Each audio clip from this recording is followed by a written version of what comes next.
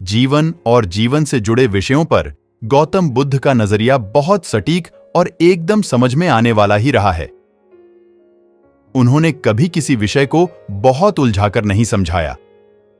अपने शिष्यों की सारी जिज्ञासाएं वे साधारण से उदाहरणों से ही हल कर दिया करते थे।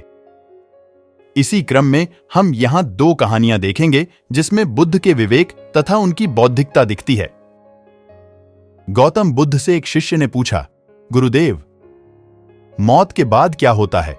आत्मा के साथ क्या किया जाता है? बुद्ध ने एक तीर के जरिए शिष्य को दिया उत्तर। एक बार बुद्ध से उनके एक शिष्य ने पूछा, भगवन, आपने आज तक यह नहीं बताया कि मृत्यु के बाद क्या होता है। उसकी बात सुनकर बुद्ध मुस्कुराए। फिर उन्होंने उससे पूछा, पहले मेरी एक बात का जवाब दो। अगर कोई कहीं जा रहा हो और अचानक कहीं से आकर उसके शरीर में एक जहर भरा तीर लग जाए तो उसे क्या करना चाहिए?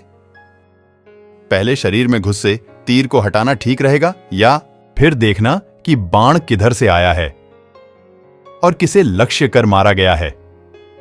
शिष्य ने कहा, पहले तो शरीर में घुसे तीर को तुरंत निकालना चाहिए, नहीं तो जहर पूरे शरीर में फैल जाएगा। बुद्ध ने कहा, बिल्कुल ठीक कहा तुमने। अब यह बताओ कि पहले इस जीवन के दुखों के निवारण का उपाय किया जाए या मृत्यु की बाद की बातों के बारे में सोचा जाए?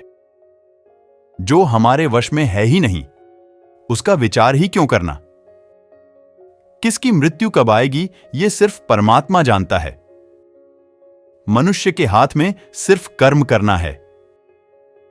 उसे उन विषयों के बारे में सोचकर वक्त बर्बाद करना ही नहीं चाहिए जो बातें उसके हाथ में हैं ही नहीं। उसे सिर्फ उन बातों के बारे में सोचना चाहिए जो वो कर सकता है। शिष्य अब समझ चुका था और उसकी जिज्ञासा शांत हो गई। कहानी से सीख, इंसान को उन बातों के बारे में सोचकर समय नहीं गंवाना चाहिए जिन पर उसका कोई जोर ना हो। हमेशा उन बातों के बारे में ही विचार करें जो आपकी परेशानियों को कम कर सके, समाज को जिससे फायदा हो या किसी इंसान की मदद हो। दूसरी कहानी।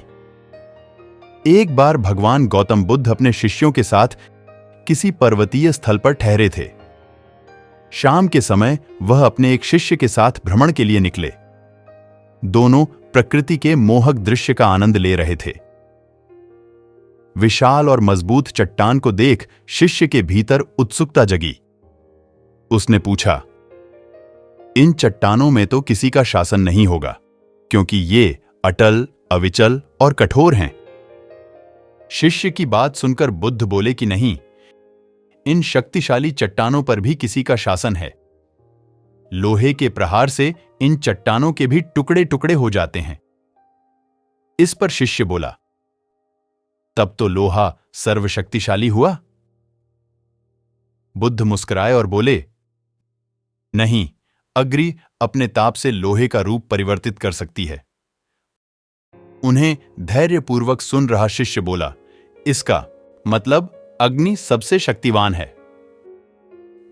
बुद्ध ने फिर उसी भाव से उत्तर दिया, नहीं, जल अग्नि की उष्णता को शीतलता में परिवर्तित कर देता है तथा अग्नि को शांत कर देता है। शिष्य कुछ सोचने लग गया। बुद्ध समझ गए थे कि उसकी जिज्ञासा अब भी पूरी तरह शांत नहीं हुई है। शिष्य ने फिर सवाल किया, आखिर जल पर किसका शासन है? भगवान बुद्ध ने उत्तर दिया, वायु का। वायु का वेग जल की दिशा को बदल देता है। शिष्य कुछ कहता इससे पहले ही बुद्ध ने कहा कि अब तुम कहोगे पवन सबसे शक्तिशाली हुआ। नहीं, पवन सबसे शक्तिशाली नहीं है।